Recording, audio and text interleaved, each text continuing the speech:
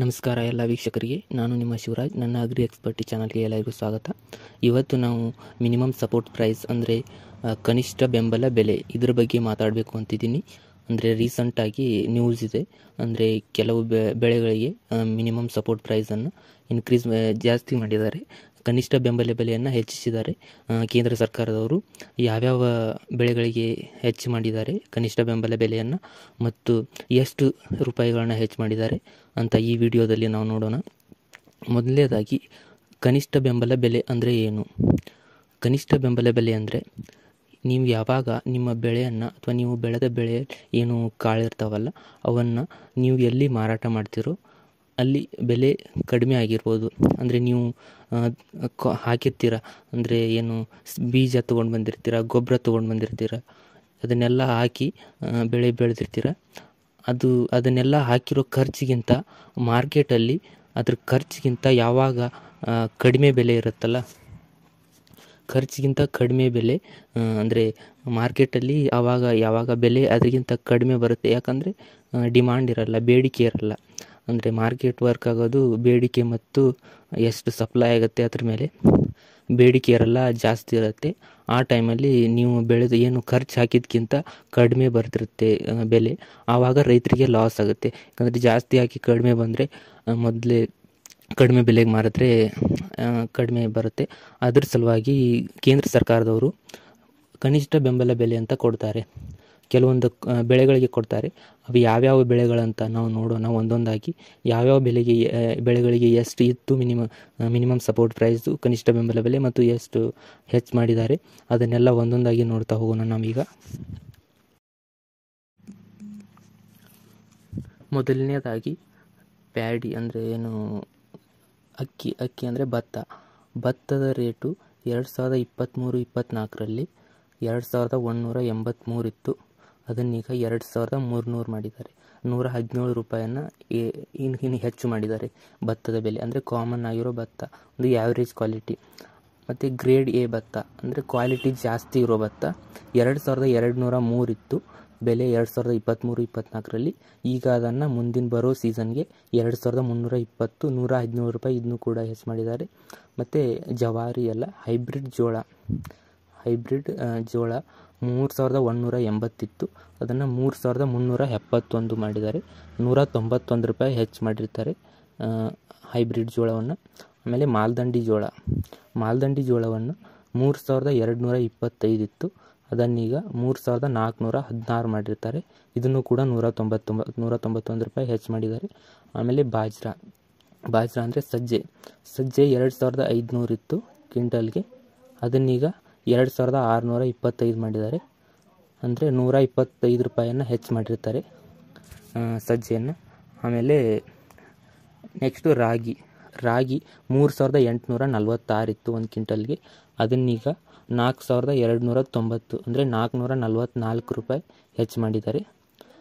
ಆಮೇಲೆ ಮೇಜು ಅಂದರೆ ಗೋವಿನ ಜೋಳ ಅಂದರೆ ಮೆಕ್ಕೆಜೋಳ, ಗೋವಿನ ಜೋಳ ಅಂತ ಏನು ಕರಿತೀವಲ್ಲ, ಅದು 2090 ಇತ್ತು, 2225 ರೂಪಾಯಿ ಮಾಡಿದ್ದಾರೆ. 135 ರೂಪಾಯಿ ಹೆಚ್ಚು ಮಾಡಿದ್ದಾರೆ ಕನಿಷ್ಠ ಬೆಂಬಲ ಬೆಲೆಯನ್ನು. ಆಮೇಲೆ ತೂರು ಅಂದರೆ ಬೇಳೆ, ನಾರ್ಮಲ್ ಆಗಿರೋ ಬೇಳೆ 7000 ಇರೋದ್ರಿಂದ 7550 ಮಾಡಿದ್ದಾರೆ, 550 ರೂಪಾಯಿ ಹೆಚ್ಚು ಮಾಡಿದ್ದಾರೆ. ಆಮೇಲೆ ಬರೋದು ಹತ್ತಿಯನ್ನು 6620 ಇದ್ದದನ್ನು 7121 ಮಾಡಿರ್ತಾರೆ, 501 ರೂಪಾಯಿ ಹೆಚ್ಚು ಮಾಡಿದ್ದಾರೆ ಹತ್ತಿಯನ್ನು. ಇದು ನಾರ್ಮಲ್ ಆಗಿರೋ ಹತ್ತಿ ಅಂದರೆ ಮೀಡಿಯಮ್ ಸೈಜ್ ಇರೋದು. ಉದ್ದಕ್ಕಿರೋ ಹತ್ತಿನ 7020 ಇದ್ದದನ್ನು 7521 ಮಾಡಿದ್ದಾರೆ, 501 ರೂಪಾಯಿನ ಹೆಚ್ಚು ಮಾಡಿರ್ತಾರೆ. ಆಮೇಲೆ ನೈಗರ್ ಅಂದರೆ ಗುರೆಳ್ಳು ಅಂತ ಏನು ಕರಿತೀವಲ್ಲ, ಅದನ್ನು 7734 ಇದ್ದದನ್ನು 8717 ರೂಪಾಯಿನ ಹೆಚ್ಚು ಮಾಡಿರ್ತಾರೆ, 983 ರೂಪಾಯಿ ಜಾಸ್ತಿ ಮಾಡಿದ್ದಾರೆ. ಆಮೇಲೆ ಸೆಸ್ಯಾಮಮ್ ಅಂದರೆ ಎಳ್ಳಿನ ಬೆಲೆಯನ್ನು 8635 ಇದ್ದದನ್ನು 9267 ಅಂದರೆ 632 ರೂಪಾಯಿ ಹೆಚ್ಚಿಗೆ ಮಾಡಿದ್ದಾರೆ. ಆಮೇಲೆ ಸೋಯಾಬೀನ್ 4600 ಇದ್ದದನ್ನು 4892 ರೂಪಾಯಿ ಮಾಡಿರ್ತಾರೆ, 292 ರೂಪಾಯಿ ಹೆಚ್ಚು ಮಾಡಿದ್ದಾರೆ. ಆಮೇಲೆ ಗ್ರೌಂಡ್ ನಟ್ ಅಂದರೆ ಕಡಲೆಕಾಳು ಅಂತ ಏನು ಶೇಂಗಾ ಅಂತ ಏನು ಕರಿತೀವಲ್ಲ ಅದು 6,377 ಇದ್ದದನ್ನು 6,783 ಮಾಡಿದ್ದಾರೆ. ಅಂದರೆ 406 ರೂಪಾಯಿ ಹೆಚ್ಚಿಗೆ ಮಾಡಿರ್ತಾರೆ. ಆಮೇಲೆ ಊರದ್ದು ಅಂದರೆ ಉದ್ದು ಅಂತ ಏನು ಕರಿತೀವಲ್ಲ ಅದು 6,950 ಇದ್ದದನ್ನು 7,400 ಮಾಡಿದ್ದಾರೆ. 450 ರೂಪಾಯಿ ಜಾಸ್ತಿ ಮಾಡಿದ್ದಾರೆ. ಆಮೇಲೆ ಮೂಂಗ್ ಅಂದರೆ ಏನು ಹೆಸರು ಕಾಳಿನ ಬೆಲೆಯನ್ನು 8,558 ಇದ್ದದನ್ನು 8,682 ಅಂದರೆ 124 ರೂಪಾಯಿ ಜಾಸ್ತಿ ಮಾಡಿದ್ದಾರೆ. ಇದು ಎಷ್ಟು ಬೆಳೆಗಳಿಗೆ ಮಾಡಿದ್ದಾರೆ ಅಂದರೆ 1, 2, 3, 4, 17 ಬೆಳೆಗಳಿಗೆ ಜಾಸ್ತಿ ಮಾಡಿದ್ದಾರೆ. ಫ್ರೆಂಡ್ಸ್, ಈಗ ನಾವು ನೋಡಿದಾಗೆ ಕನಿಷ್ಠ ಬೆಂಬಲ ಬೆಲೆ ಗುರೆಳ್ಳು ಅಂದರೆ ಜಾಸ್ತಿ ಯಾವುದಕ್ಕೆ ಹೆಚ್ಚಾಗಿರೋದಂದರೆ ಗುರೆಳ್ಳಿಗೆ 8,700 ಇದ್ದಿದ್ದು 8,700 ಆಗಿದೆ. ಅದು 983 ರೂಪಾಯಿಯನ್ನು ಹೆಚ್ಚು ಮಾಡಿದ್ದಾರೆ. ಅದೇ ಹೆಚ್ಚಿನ ಅಮೌಂಟು ಇನ್ಕ್ರೀಸ್ ಮಾಡಿದ್ದಂದರೆ ಕಡಿಮೆ ಅಮೌಂಟ್ ಯಾವುದು ಹೆಚ್ಚು ಮಾಡಿದ್ದಂದರೆ ಭತ್ತದ ಬೆಲೆ 117 ರೂಪಾಯಿ ಅಷ್ಟೇ ಹೆಚ್ಚು ಮಾಡಿದ್ದಾರೆ. ಭತ್ತದ ಕನಿಷ್ಠ ಬೆಂಬಲ ಬೆಲೆಯನ್ನು. ಮತ್ತು ಗುರೆಳ್ಳು 983 ರೂಪಾಯಿ ಹೆಚ್ಚು ಮಾಡಿದ್ದಾರೆ. ಮತ್ತು ಸೆಕೆಂಡ್ ಹೈಯೆಸ್ಟು ಅಂದರೆ ಗುರೆಳ್ಳನ್ನ ಬಿಟ್ಟರೆ ಎಳ್ಳಿನ ಬೆಲೆಯನ್ನು 632 ರೂಪಾಯಿ ಹೆಚ್ಚು ಮಾಡಿ 9,200 ರೂಪಾಯಿ ಕ್ವಿಂಟಲ್ ಮಾಡಿದ್ದಾರೆ. ನಾವೀಗ ನೋಡ್ತೀವಿ ಸ್ನೇಹಿತರೆ, ಈಗ ಇಷ್ಟೆಲ್ಲ ಕನಿಷ್ಠ ಬೆಂಬಲ ಬೆಲೆಯನ್ನು ಸರ್ಕಾರ ಕೊಡ್ತಾ ಇದೆ. ಬಟ್ ಇದು ಆ್ಯಕ್ಚುಲಿ ರೈತರಿಗೆ ಲಾಭ ಆಗ್ತಿದೆಯಾ? ಇದರಿಂದ ರೈತರ ಬೆಳೆಗಳನ್ನು ತಗೋತಾ ಇದ್ದಾರೆ ಗೌರ್ಮೆಂಟ್ ಅವರು. ಅಂದರೆ ಈಗ ಎಷ್ಟು ಬೆಳೆದಿರ್ತಾರೆ ಎಲ್ಲನೂ ತೊಗೊಂಡ್ಬಿಡ್ತಾರೆ. ಇಷ್ಟು ಬೆಲೆ ಸಿಕ್ಕರೆ ರೈತರು ಮೋರ್ ದ್ಯಾನ್ ಸಫಿಷಿಯೆಂಟ್ ಅಂದ್ಕೊಂಡ್ಬಿಡ್ತಾರೆ. ಈಗ ಗೋವಿನ ಜೋಳ ನೋಡಿ, ನಾವು ಎಕ್ಸಾಂಪಲ್ ತೊಗೋಬೇಕಾದ್ರೆ 2,200 ಕನಿಷ್ಠ ಬೆಂಬಲ ಬೆಲೆ ಇದೆ. ಈ ಬೆಂಬಲ ಬೆಲೆಯಲ್ಲಿ ಇಷ್ಟು ಸಿಕ್ಕರೆ ಸಾಕು ಅಂತ ರೈತರು ಅಂದ್ಕೊತಾರೆ.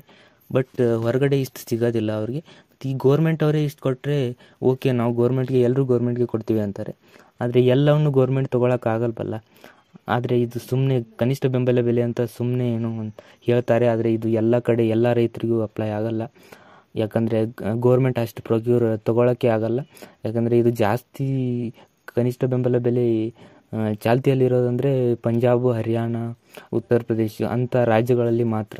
ನಮ್ಮ ಕರ್ನಾಟಕದಲ್ಲೂ ಇದೆ, ಬಟ್ ಕೆಲವೊಂದು ಭತ್ತ ಇಂಥ ಬೆಳೆಗಳನ್ನ ಮಾತ್ರ ಮಾಡ್ತಾರೆ. ಅಂದರೆ ಜಾಸ್ತಿ ಏನು ಇಂಪ್ಲಿಮೆಂಟ್ ಆಗಿಲ್ಲ. ಈ ಕನಿಷ್ಠ ಬೆಂಬಲ ಬೆಲೆಯಿಂದ ರೈತರಿಗೆ ಏನು ಬೆಲೆ ಸಿಗಬೇಕು ಅಂತ ಅದೇನು ಸಿಗತ್ತೆ ಅಂತ ಗ್ಯಾರಂಟಿ ಅಂತೂ ಅಲ್ಲ. ನೋಡಿದರೆ ಮೊನ್ನೆ ಕಾಂಗ್ರೆಸ್ನ ಮ್ಯಾನಿಫೆಸ್ಟೋಲ್ಲಿ ಅವ್ರು ಹಾಕಿದ್ರು, ನಾವು ಬಂದರೆ ಸರ್ಕಾರ ಫಾರ್ಮ್ ಮಾಡಿದ್ರೆ ನಾವು ಕನಿಷ್ಠ ಬೆಂಬಲ ಬೆಲೆಯನ್ನು ಕಂಪಲ್ಸರಿ ಮಾಡ್ತೀವಿ. ಆದರೆ ಕಂಪಲ್ಸರಿ ಮಾಡೋದ್ರಿಂದ ಏನು ನಷ್ಟ ಅಂದರೆ ಅಷ್ಟೆಲ್ಲ ತೊಗೊಳಕ್ಕೆ ಗೋರ್ಮೆಂಟ್ ಹತ್ರ ಅಷ್ಟು ದುಡ್ಡು ಇರಲ್ಲ. ಮತ್ತು ಅದನ್ನು ಇಡೋಕ್ಕೆ ಗೋಡೌನ್ಸು ಅಷ್ಟಿರಲ್ಲ. ಯಾಕಂದರೆ ದೇಶದಲ್ಲಿ ಪ್ರೊಡ್ಯೂಸ್ ಆಗೋ ಎಲ್ಲ ಬೆಳೆಗಳನ್ನ ಅಷ್ಟು ತೊಗೊಂಡ್ರೆ ಗೋರ್ಮೆಂಟ್ ಅವ್ರಿಗೆ ನಷ್ಟ ಆಗಿಬಿಡುತ್ತೆ. ಯಾಕಂದರೆ 330 ಮಿಲಿಯನ್ ಟನ್ ಗಟ್ಟಲೆ ಪ್ರೊಡ್ಯೂಸ್ ಆಗುತ್ತೆ ಬೆಳೆಗಳು. ಹಾಗಾಗಿ ಈ ಕನಿಷ್ಠ ಬೆಂಬಲ ಬೆಲೆ ಏನಿದೆಯಲ್ಲ ಇದು ಸುಮ್ಮನೆ ಕೆಲವೊಂದು ಕಡೆ ಮಾತ್ರ ಅಪ್ಲೈ ಆಗುತ್ತೆ. ಇದರಿಂದ ರೈತರಿಗೆ ಏನು ಅಷ್ಟೊಂದೇನು ಲಾಭ ಆಗುತ್ತೆ ಅಂತ ಏನು ಗ್ಯಾರಂಟಿ ಏನಿಲ್ಲ. ಯಾರದು ತಗೋತಾರೆ ಅವ್ರಿಗೆ ಅಷ್ಟು ಓಕೆ, ಇಲ್ಲ ಉಳಿದವ್ರಿಗೆ ಏನೂ ಲಾಭ ಇಲ್ಲ.